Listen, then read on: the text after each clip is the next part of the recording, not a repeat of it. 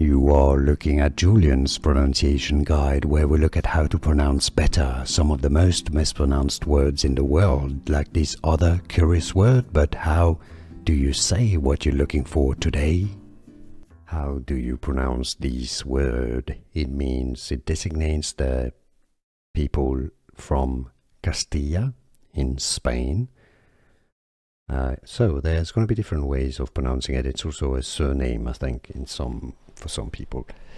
So in Spain, in Castilla itself, in the center of Spain, it'd be said as Castellanos. Okay, so double L would be like a Y sound, so you can replace the double L with a Y. Castellanos. Okay, Castellanos. Now in South America, they would say it differently. Castellanos, Castellanos, or Castellanos, depending on the local accent. Okay, but in Spanish from Spain, Castellanos. It's easy, and now you know. Here are more videos on how to pronounce more confusing words and names too many mispronounced. Like this video if you found it useful. I appreciate your support. I'll see you soon, and thanks for watching.